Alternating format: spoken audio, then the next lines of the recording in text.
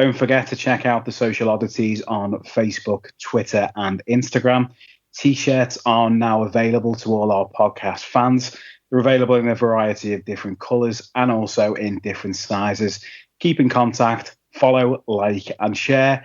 Let all your friends know to listen to the Social Oddities podcast. Hello, ladies, lads, and the androgynous. I am the pansexual phenomenon, Jack Sexsmith, and you are listening to the Social Oddities.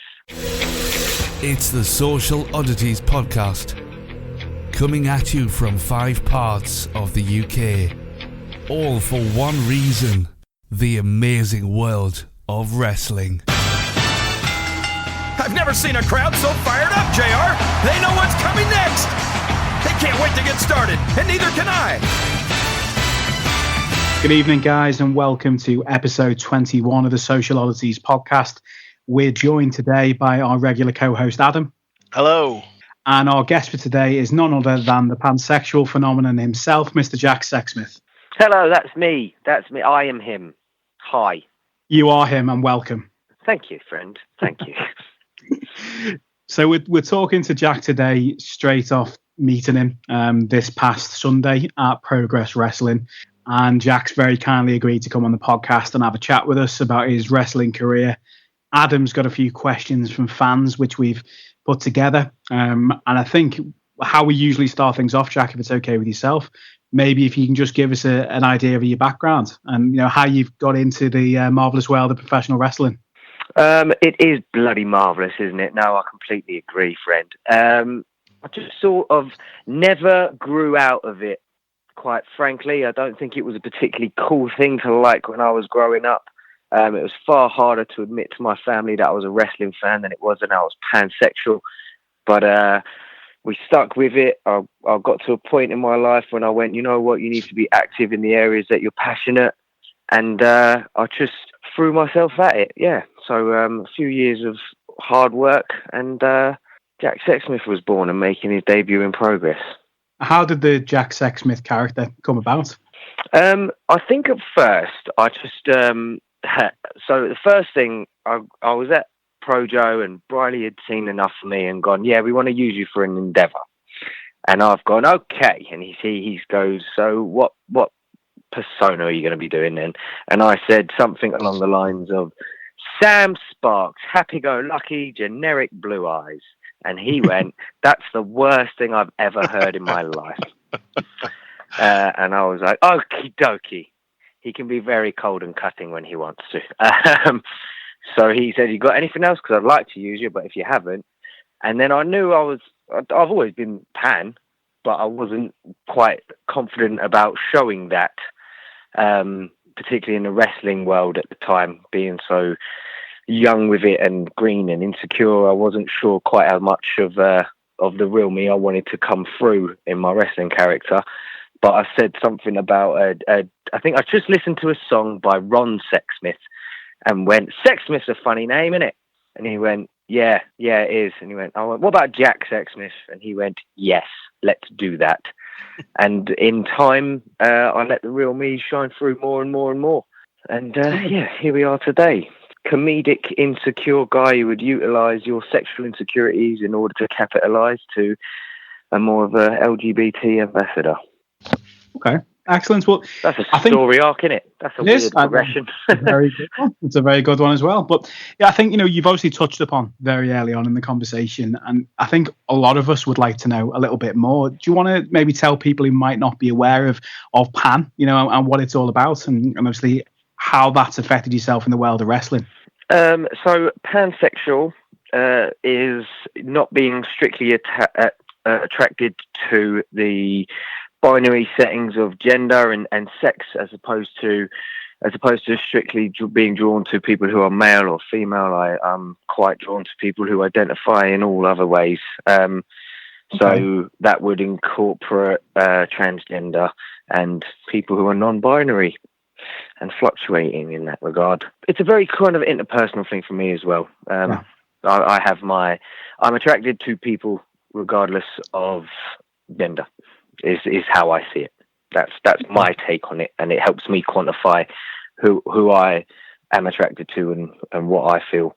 But I find it to be a very personal label, because I don't like these labels, in truth. No, certainly not. And so you've maybe bracket yourself as both a lover and a fighter. Yeah, sure. There's another one to go on the bloody prefixes before you're announced, isn't it? Pansexual phenomenon, right. Lover not a fighter, sexually frivolous, morally ambiguous. Keep them coming. I'll be David Starr by the end of it. 100%. We had David on last week, and he reeled them off to no end. He's very, very good. He just knows them, doesn't he? He's so proud of them as well as Dave. Yeah, we were having a chat with him about maybe a moniker that he wanted to take on board, and he was thinking about maybe the Nature Boy.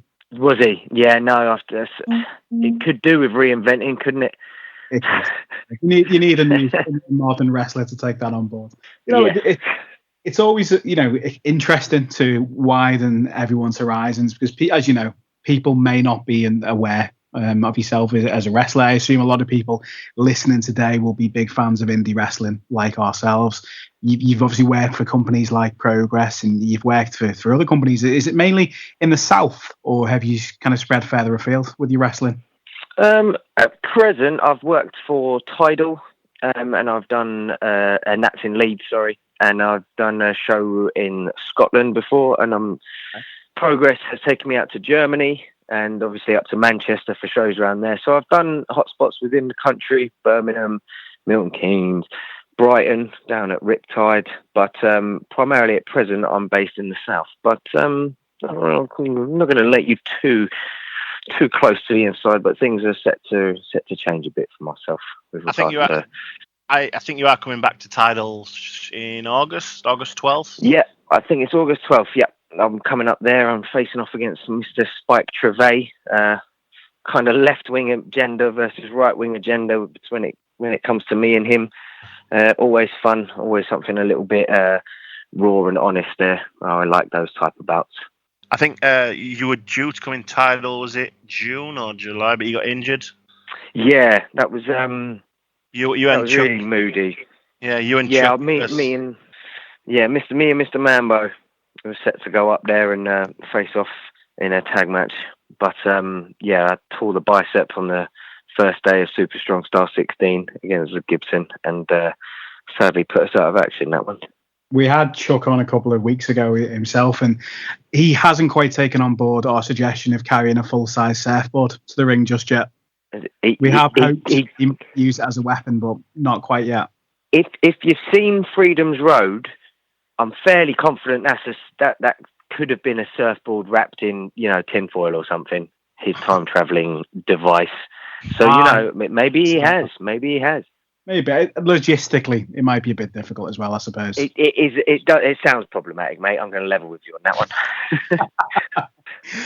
Right. Well, with you working with Progress and starting out in the PROJO, who have you? I obviously know that you've had some trainers, like Jimmy Havoc was involved in some part of your training. Who else has been influential in your training at the PROJO? I was myself, Mr. Eva, and Sebastian actually studied a few years before we got to the PROJO under Justin Richards, former FWA champion.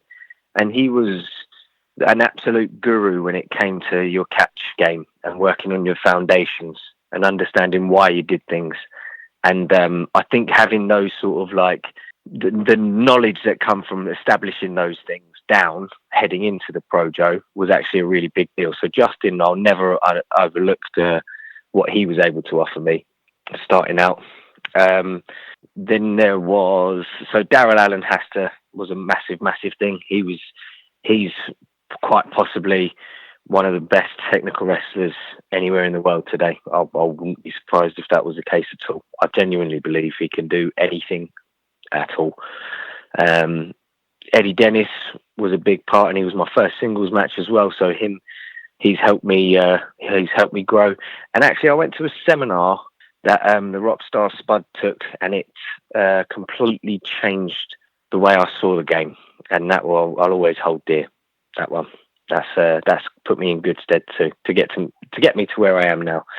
So yeah, I've been quite lucky with the people I've been able to study under. A lot of experience between a lot of those trainers there as well. Obviously, learning from people who've been there, done it on the UK scene and further afield must help a lot. Yeah, and I think when we were studying under Justin, it was massive to be able to get his take on the scene, but he wasn't particularly active at the time. So coming to the PROJO some years later, after I had my knee replaced, was massive for me to be able to go, okay, these guys are active. These guys are, their opinions on how to work and where to work and why to work are sort of evolving as well as the game evolves. So it's absolutely enlightening, and I've cherished the opportunities I've had to learn from them people. Yeah, I think obviously you've fallen with the PROJO into a company like Progress Wrestling, who arguably probably one of, if not the largest wrestling company in Europe at the moment, which is always good. I don't think. I think I was very, as I say, I knew Sebastian beforehand, and since when I had my knee replaced, I sort of stayed away. I thought, you know what, I'll give wrestling a little. I thought it was a laugh when I finished uni. Sort of went, yeah, maybe I'll do that. And then actually, I saw Seb had Zack Sabre Jr. having gotten back into the game as well, and he had Zack Sabre Jr. I think it was Endeavour 8, and I just saw a picture pop up on Facebook of this match graphic, him versus Zack Sabre Jr.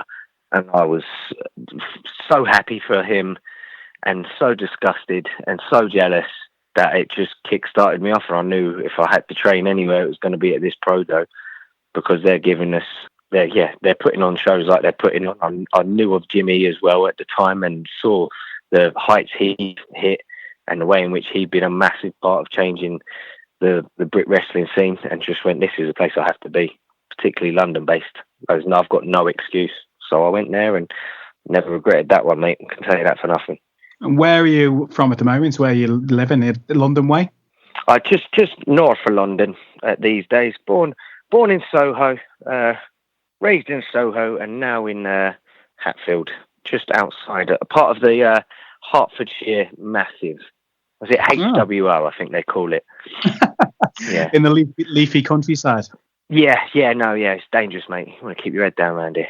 You were saying about some of the other wrestlers who were obviously training at the PROJO when you were there. Anyone else stick out?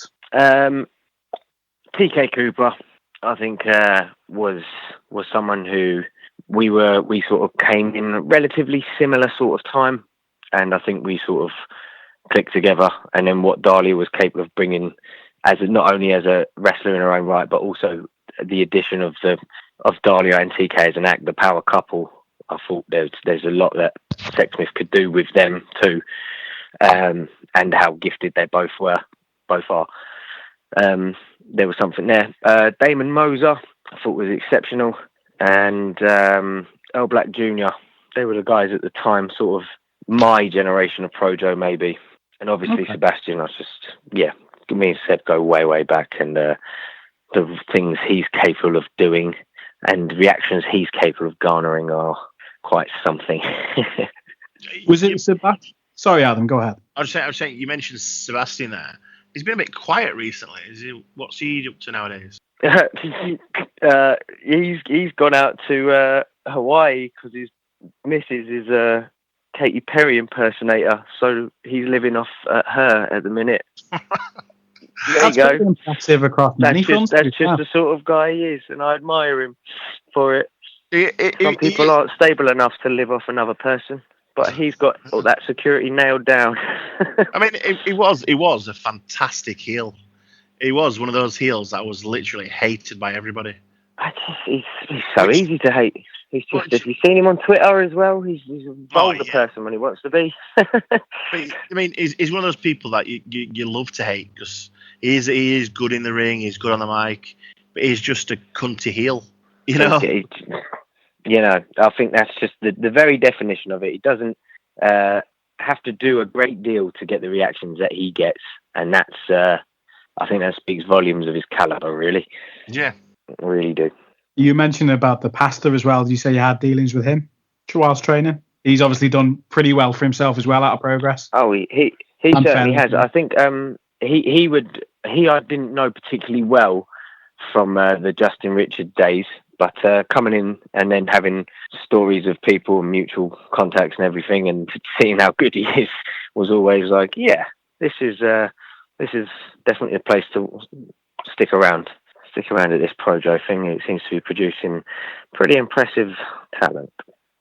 Yeah, well, you say about TK Cooper and Dahlia as well. TK's involved in Bowler, Battle of Los Angeles, for and he deserves it as well. Doesn't he deserve it? It? Yeah, good for him. Well done, you. Yeah, cheers for that. It's amazing what you fancy yourself moving forward. No, he's earned it, mate. It's amazing what 8 consecutive wins against me can do. You have your 8 wins, I'll have a handshake. There you go. That's a payoff, isn't it? Cheers, TK. Good boy. It's funny because I do see some of the Twitter banter between yourselves, and it's quite funny at times. He's just tweeted about 10 minutes ago about me and Pete and just gone, "Are you sure, Trav? He couldn't even beat me." So yeah, he's a good lad. There's a running gag between us of if he needs a win, I could do with a standing ovation, and that's how it tends to pan out when we've been in the ring before. So yeah, no, you can't say it's too bad a business. And just for listeners who might not be aware, a couple of minutes ago prior to recording, Jack and Pete Dunne were announced for a match coming up. Is it in the next couple of weeks? Was it on Sunday? It's this very Sunday, so it's the 30th of Sunday, chapter 53. Yeah, so get prepared for this one, I suppose. Yeah, definitely limber yourself up for that. Pete Dunne has a tendency to joint manipulation. Yeah, I'm going to kick that bicep away from him, I think. Yeah. So, well, you were saying about earlier wrestling as a youngster, and you were watching it, you were a fan and things like that. Was it the WWE product of the day, or were you a WCW guy and anything like that, ECW? No. I was far too young to for WCW to be around. I think I pretty much got into it round about the time of WCW going under, and they've just been brought out in the invasion angle and what have you. Often misunderstood invasion angle. I actually enjoyed it. It could have been a lot better, but I did enjoy the invasion. Yeah. So when they came into me at the time, I was like, "You're not the guys I've watched for the last month." So I didn't have like a super attachment to them, but in time, yeah, I sort of fell a little bit more and more in love with him. Kane, I had a thing for Kane. Kane slayed me at the time. There was just something about him. I found him really quite compelling. I'm really sympathetic for him. That like, oh come on, what's your favourite Kane? Inside, probably '98 Kane, having gone back like that '98 run where. Because he was so sympathetic despite being such a bastard. You know what I mean? It's just like he's scarred. He's this way because of something that's happened to him. So I was always so conflicted watching him. And now he's running for America. So and now look at him go. Look at him go. Nothing can stop our Glenn. We actually had a joke a couple of weeks back as well, saying he should run as Kane as a Republican and also Kane as a Democrat, and just go red versus blue and see what happens. I think that'd be quite interesting. Well, there's a story, imposter Kane story once again. Oh mate, there's only one way to settle this: an election. That's it. It's always firsts on this podcast. It's all these ideas that we generate. Cool. So you've got the match. Russo. Yes, that's it. You've got the match coming up with Pete Dunne. You're saying you're going to be wrestling, obviously further afield. Any other promotions maybe we should have a look at that you're going to be working for in the coming months? Anything in your diary that you can disclose to listeners? Riptide is kicking right into gear, actually. They did their first show a few months ago, and they've got their second show on August the 3rd, and they've tapped into a real market down there. Brighton probably hasn't received the wrestling that his fan base has deserved in that sort of part of the country. And the caliber of talent they're bringing down to this second show is astronomical. Yeah. Marty's there, bit strong styler there, Cabana's there, my boy Joey Ryan's there. Yeah, and I'm there, obviously. I was talking to the guy on Twitter, the guy who runs Riptide, and I mentioned to him before the first show that they should obviously do a show up north. Obviously, he's not going to do that. So we mentioned it doing it on a weekend. So now he's doing it on a fucking Thursday. So we can't get out. Yeah. No, he's I believe there's a show set to be run on a weekend after this August one. Yeah, he has.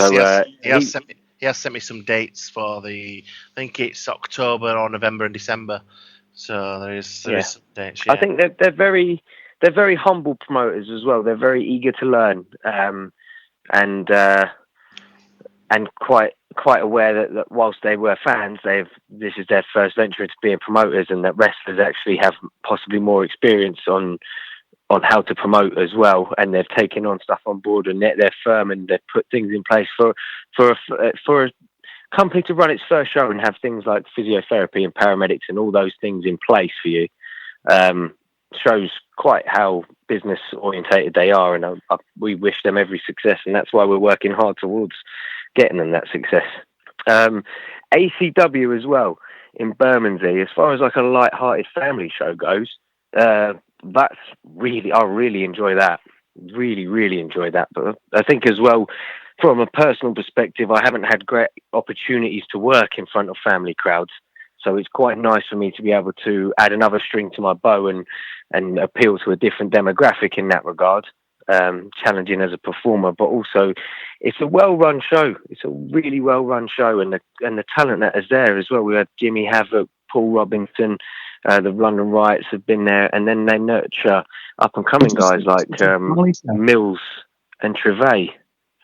Did you say that was a family show, Jack? Because that does not sound like a family-friendly roster. No, no.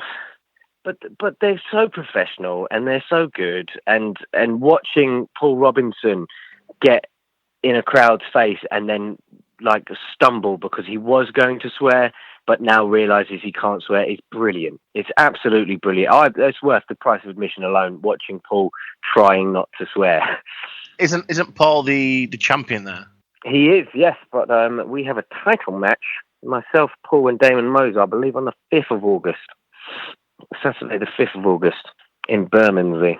So I'm really looking forward to that as well. Paul is one of the greatest ever. Full stop, bar none.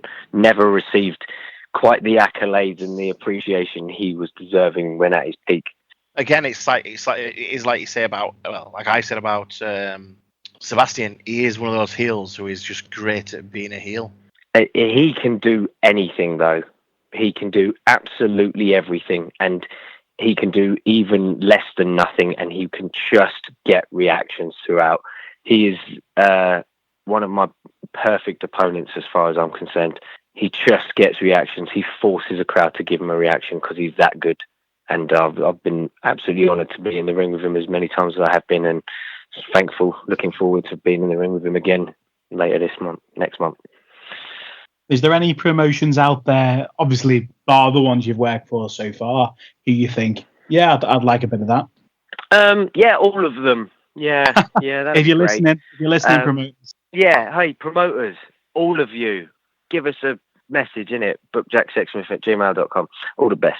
I made my Attack debut the other day, and that was fantastic. I really enjoyed that. I really enjoyed the feel of that crowd and the feel of the backstage there, and that was awesome. So if that looks to expand, that'd be fantastic. Fight Club Pro would be sensational, and seeing the guys coming through there as well, the up and coming talent through there as well, would be pretty special to be a part of a promotion whose interest lies in developing talent. ICW, Rev Pro, just all of them. Quite frankly, I want to be in a position sooner rather than later where I don't have to think about anything else in my life by way of earning money. I can be comfortable of being a wrestler and commit to this craft as much as I can. Quite frankly. What is it you do outside of wrestling? I work in care. Okay. So I love being able to do that. I love being able to work in care. Thing. You know, the charity sector, care sector, and things like that. It's interesting you should say that.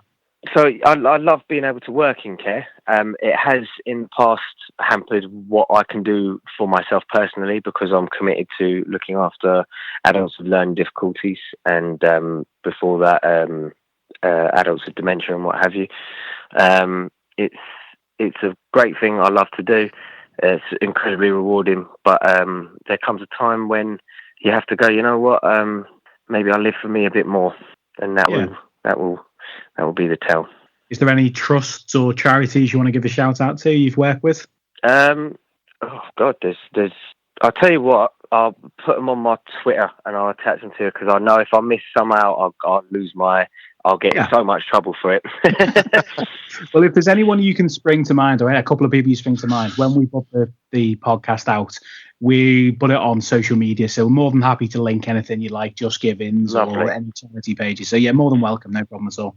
Awesome. I'll get them over to you. I daren't even mutter the ones that are in my head just in case, because I'm going to get so much heat for this. There's no heat like home heat. Yeah, definitely. It's just, as I was mentioning before, it's really interesting that the people we've been speaking to who don't have wrestling full-time, 5 days a week, sometimes obviously 6 days a week, that they all seem to gravitate around the same sort of sectors for work. Is that mainly down to flexibility, or do you think maybe there's a certain ethos in those hard-working type of industries that draws wrestlers in? I can't say, in all truth, I've given it a great deal of thought. I've seen quite a fair few teachers, and I suppose I have, thinking about it now, reeling it off in my head. There are people certainly involved in the game who have worked in the care industry. There's perhaps something to it. I think you have to have a certain personality to work in care, and I really do think you have to have a certain personality to put yourself through the rigours of professional wrestling as well. There's a degree of masochism involved in that, and there's a degree of self-sacrifice involved in care and in teaching as well. Perhaps you're onto something, dear boy. Maybe because Session Moth, for example, she has something to do with a dementia charity over in Ireland. We had Rhea O'Reilly. I think she had something to do with the Big Issue charity in London. I'm sure there was another person, to be honest. But yeah, I just found it quite interesting. Maybe just interesting sectors to be involved in, and as you say, personalities that fit. Yeah. Maybe we're onto something here, pal. We'll get the scientists on it right away. Yeah, this is going to be a reoccurring thing now for weeks, I'm telling you. What's your real job, and what does that say about your wrestling? Well, when you're learning as a wrestler, I'm sure you appreciate, you probably see guys who are absolutely unreal in the ring as wrestlers. Do you sometimes think you could tweak little bits about your character, not necessarily the wrestling ability, because I think you're probably one of the most over wrestlers in progress. You're a massive fan of 100%. Is there maybe people you think, do you know what, they're better wrestlers than me, but I've got that maybe a little bit more about me speaking that puts me above the rest? 100%. 100%. I probably am. I feel like I'm very aware of my limitations, but I'm very aware of my strengths. And there are people who, certainly as far as wrestling or technicians go, are far superior to me. Far superior to me. The areas I excel in, or feel are strongest for me, they're not quite on that level.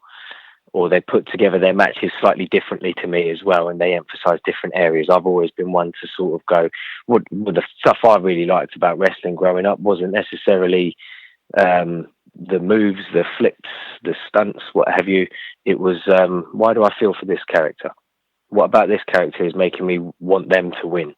And I think that's what I've tried to harness through my performances, and I've been quite fortunate in that it's been executed well enough for people to rally behind me. And also, maybe it's a little easier to get behind someone like me who's got a genuine cause, a genuine agenda, isn't playing a IRS taxman type, I'm just going out there, I'm just being the real me. Yeah, definitely. It's a more tweaked, turned up version of yourself, which it certainly shows, when you're out there in the ring. Thank you. Much more natural. Thank you. And I think I want the authenticity to come across, and I don't want it to come across like I utilise my sexuality as a means of benefiting my wrestling career in a very cheap way. What I want to do is push my sexuality to the forefront of my wrestling persona in order to popularise the idea that we should be visible in this hyper-masculine industry, that there's nothing wrong, there's nothing to be ashamed of, and that we can excel and just be ourselves, man. And that's what I do. That's what I'm doing it for, and that's what I love about that the game's allowing me to do. You know. Yeah, you're a pioneer in what you do, 100%. You know, you open up wrestling maybe for younger audiences who may have the same orientations as yourself or otherwise, who just want to go out there, wrestle, have fun, and show, you know what, I can do this too, which I think is very commendable. Thank you very much, sir, man. It's, this is what I'm living for at the minute, to do this and just show what my people are capable of, and show that these people don't need to be afraid. They don't need to be afraid, because you guys have accepted me in a way that I never expected. So acceptance is to be found. Don't be afraid. That's it. Yeah. 100%. And I must say as well, my wife, who came with me to Progress on Sunday, sympathised with you an awful lot, by the way. She noticed that you were wrestling in Ugg boots and said, do you know what? I can't even drive in Ugg boots, never mind wrestling. She really did sympathise with you. I swear, when I first started out, Mr. Coco was more over than me. And now the Ugg boots are more over than me. I can't catch a break here. That's something else. Catch a break. 100%. Jack Sexsmith Ugg boots. They need to be on the table next. Mate, I nearly set up Twitter accounts for the both of them. You know what I mean? Just might as well. You mentioned obviously the popularity. This is a question from Carl, who listens every week. He says, your popularity surged these past 12 months. When and what do you feel was the turning point? And was it planned or was it natural? So I think I'd done the situation with Bubblegum. I'd had that match, which was my second chapter match, and then I was off Progress for a while. I'd done maybe the odd endeavours, but I certainly wasn't anywhere near chapters. And I suggested the idea that with the success Dahlia's having off the back of TK hitting and knocking out her opponents, that who would be more pissed off about him causing a woman to lose through unconsented violence than Jack Sexsmith. That was a turning point of sorts for me. But I think when people as a fan base started to take notice, it was probably the tables match between the South Pacific Power Trip and myself and Roy Johnson, the shirt lifters. We received a standing ovation that day, and that was really, really special. I think it was very kind as well. I think people recognised how we were developing, and we got to a point where we'd surprised them with what we were capable of. And from there, I think as a company, the Progress have seen that there's more to myself than two-dimensional sexual deviant comedy type things, and have invested in me. And we've done well lately. I'm really, really enjoying my wrestling at the minute. Really enjoying it. That's great. I think I first saw you. I'm trying to think when I first saw you. Now it must have been a Manchester show. I think you might have been in a tag match, to be honest. Yeah, that could have been with me, Roy, and Pollyanna against Trav, TK, and Dahlia. Was that up in Manchester? I think so. I feel like it was. Yeah. It was one of their many wins. one of his 8 against you. Yeah, they always pin me as well. It was a great laugh. Great laugh. So what you're saying about with Progress, and Adam's talking about going to some Manchester chapter shows, we'll also be going to Progress in Sheffield as well. It's good to see Progress branching out into different markets in the north, whether or not they decide to do anything in the south, but I think it's quite a big catchment area anyway. But the northern cities do seem to be getting quite a fair share of chapters at the moment. Yeah, it seems like they've gone, well, this Camden Highbury area was where we were able to establish a home, and that is where we'll run our monthlies. And then as often as possible, we'll run in, I think is it every 2 months, something like that. They're running in Manchester, and then every 3 months at the minute, they're running in Birmingham or something like that. And then they're doing the odd sporadic Sheffield date as well. They're trying to get to you guys so you don't have to always get to them, you know. They're very aware that Camden was where they rose from, and they want to honour that and the deal they've got with the Electric Ballroom and the reactions they're getting there. We know that place. Do you know what I mean? But there's nothing like, the Birmingham show has seen title changes. I believe the Manchester show has seen title changes as well. There's nothing, there eventually have to get to. You have to. And I think the company is aware now that it's not just a London promotion. It's a great British wrestling promotion, and they're tapping into that. Could be a North American promotion shortly as well, with a sellout show. Well, they're branching.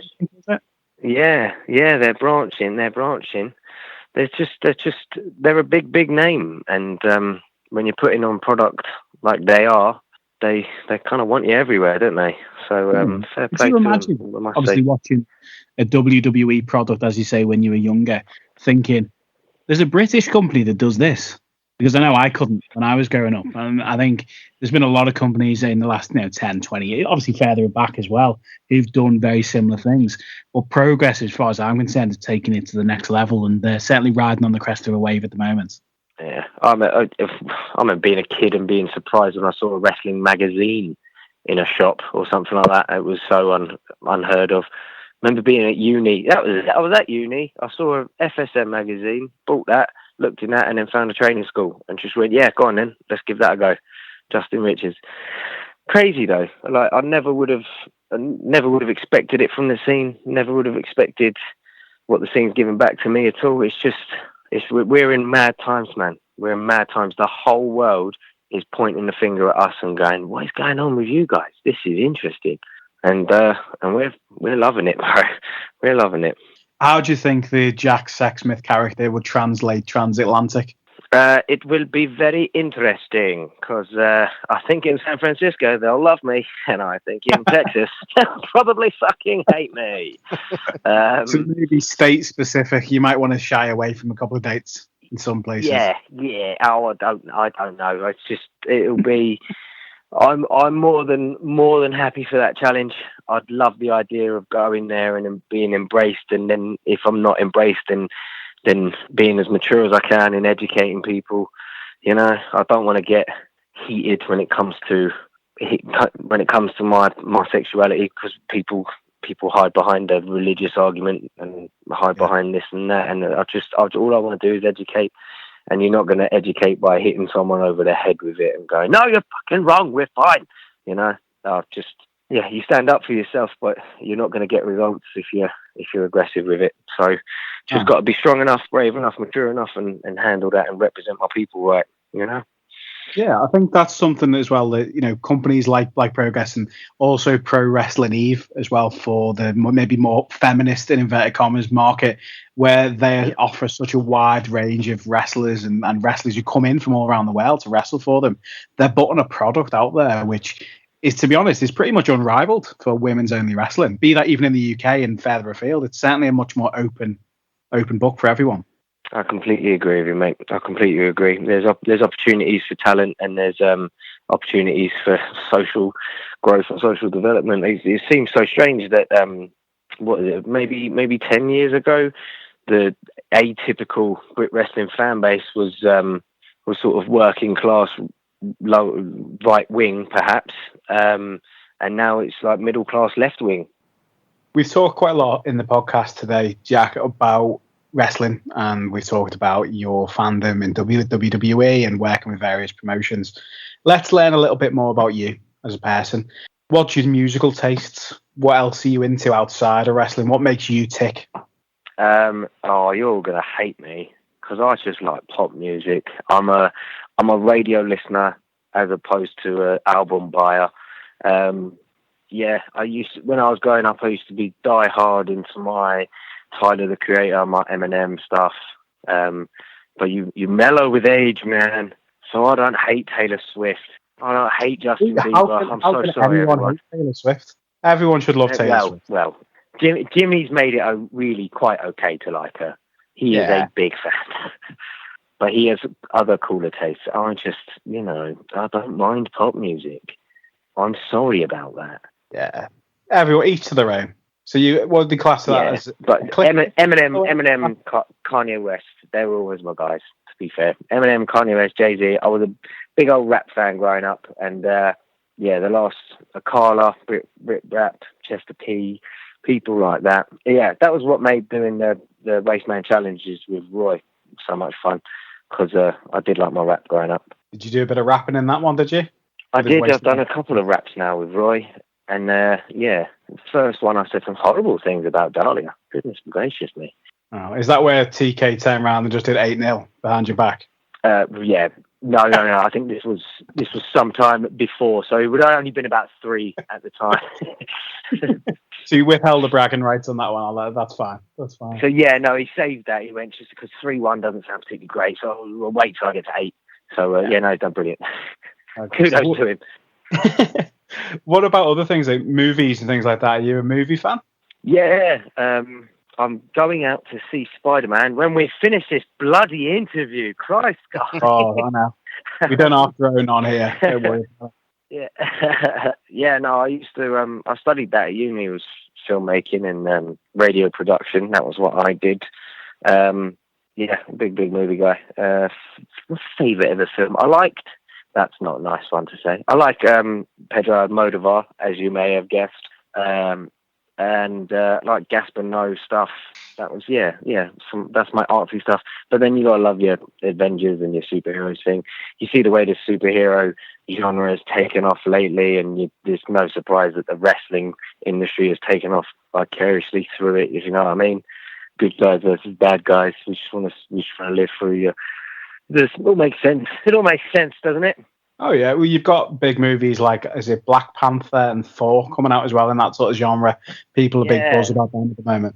Yeah, Black Panther, Deadpool, Wonder Deadpool, Woman, stuff like that as well. That all seem to represent. Deadpool's my absolute favourite. Ryan Reynolds is the greatest man ever, and Deadpool is my favourite superhero. I was always going to like this, and I really liked it. Do we get to forget that he was also the Green Lantern? Because I don't really think that did him justice. Well, yeah. I am that blinded by my fandom for Ryan Reynolds that I will not call that a bad film. I would just say everything else about the film was bad.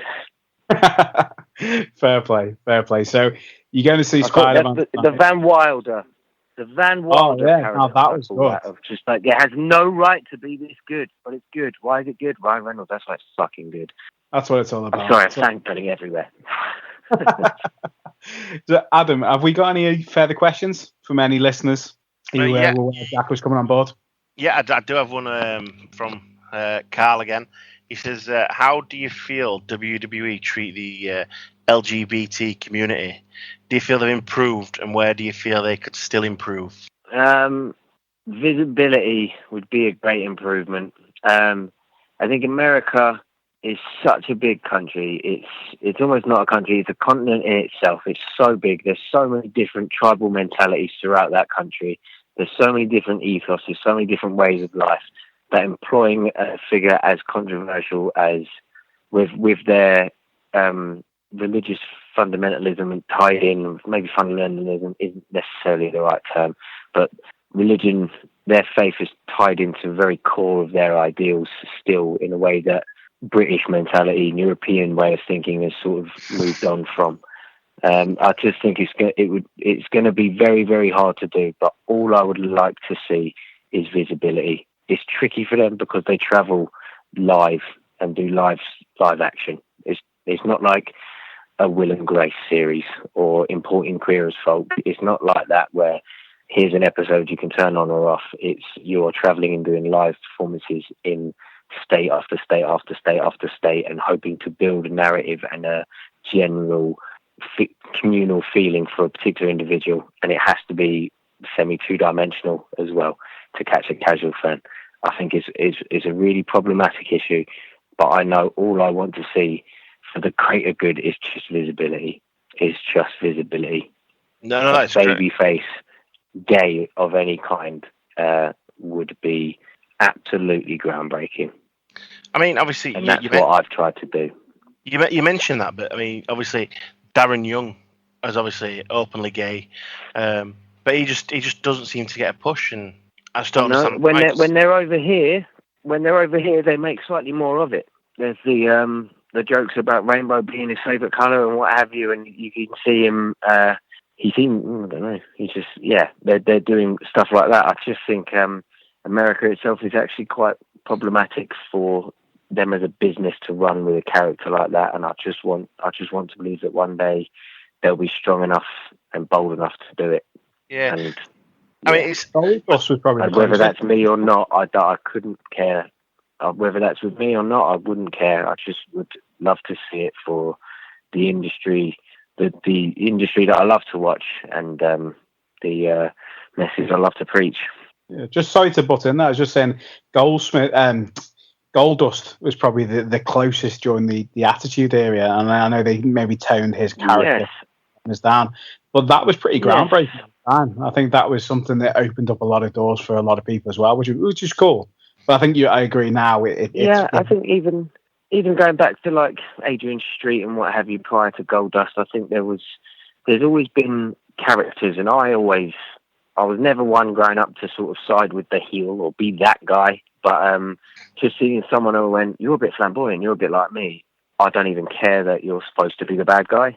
Like, it was just about visibility at the time. And now I feel that we're at a position where we need to be preaching a better message than that. And that's where Goldust has come further away. He's more now flamboyant than his sexuality is depicted in any regard. And yeah, it's just, I don't know, man. I don't know whether I want to believe that it will happen. I really do. I want to believe they're willing to take this shot and make it happen with someone like Darren Young, who have got in their books. There was an article, I think, not too long ago. I think, to be honest, it was in the last couple of weeks. And Stephanie McMahon was being talked about, again, about this whole subject. And she kind of said, watch this space. Maybe they've got something lined up. But I think for a company like WWE, as you say, America's so divisive, it is going to be difficult for them to have a character in the PG era without it coming across as solely comedy, because that is what it'll be kind of stereotyped as, I guess. That's the way I see it anyway, personally. Yeah, well, it will be problematic because, as I say, by and large, it's been quite a two-dimensional medium in terms of, particularly with live audiences. You need to establish to a casual fan who is good, who you're going to be cheering for, and who you're going to be booing. And there's some degree of that still active even with the WWE characters today. But it's just really problematic in that I will yearn for some visibility of any kind, whether they're good or bad. I want to see something I can identify with, regardless of how it's depicted. But I think it needs more than that now. The other people will struggle with that, and I completely see why. And I think the company is in a position where maybe it needs to be big enough to acknowledge you don't have to make someone as flamboyant. If I had more faith in my ability starting out, I wouldn't have been a comedic character. I don't think. I think I went to something I felt I'd done comedy before in my past, and it was something I felt more comfortable with, and I utilised comedy to make myself feel more comfortable in the wrestling ring. And then, as more of me showed, I was doing more that Sexsmith sexual comedy, sexual parodies, and I don't think I would have done that now, thinking about where I'm at. But for the journey, for the progress I've undertaken, I'm happy with where I'm at, and I suppose I don't regret a thing. But if I was to do it again, maybe would have done differently, because I'm wary of how I've represented my people at that time. Okay. Well, I have a question. Jack Sexsmith walks into a WWE ring tomorrow.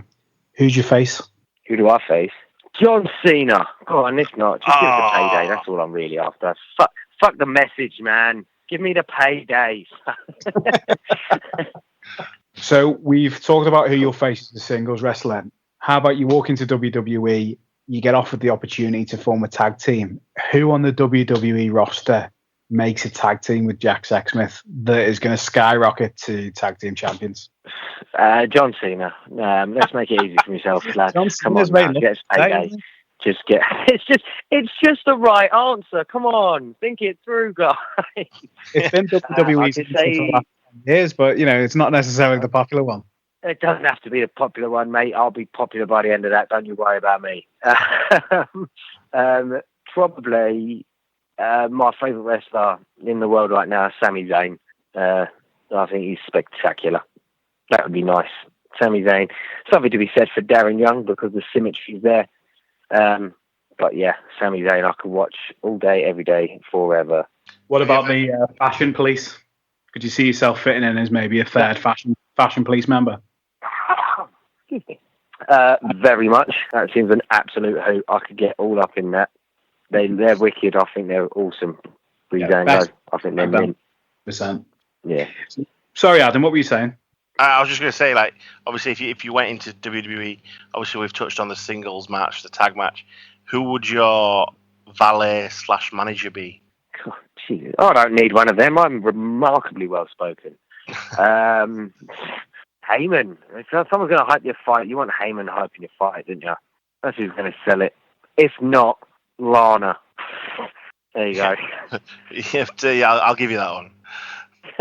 that just seems like fun. Yeah, Lana's coming over quite a bit at the moment as well. She's doing really well. I think she's giving it a real good go. I think, I've got a lot of time for her. Yeah, she just seems to get a lot of shit from the fans because she's not a wrestler and that. But I think she's giving it a go. She's got the audacity to try. She's got the audacity to come over here, be super charismatic, get super over, and then go, okay, then let me aspire to be better in this industry. Yeah. Oh, you're shit here. Well, of course I'm shit here in a minute. Give her some time. Yeah, I think people like maybe Eva Marie got the sharp end of that stick as well, unfortunately. Yeah, I loved the stuff they were doing with her before she come off TV. I thought she was a massive intro, and then I thought it was spectacular. Yeah, definitely. I'd love to see her come back and just see what they wind up doing, actually. She hasn't actually been let go, I don't think. So it would be interesting to see if she does kind of curve back into the story sometime. Yeah, I'd love to see it, mate. Good stuff. Well, before we wrap things up, Adam, was any other questions that have gone unanswered tonight?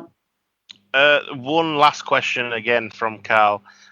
What did you think? Oh, it's a real big listener here and a real big question asker. He's going to get a thumbs up from us. Yeah, he was actually asking, what did you, if you saw them, what did you think to the recent Ryan Smile tweet? I saw them and I commented on them, actually. I put out a sort of public statement about them, sentimenting that I think Ryan's comments were foolish, but not the intentions he made, not the intentions that came across from them. I think he was depicting a world of equality and no need to amp up people's individuality because we're all one, we're all human, we're all different but the same.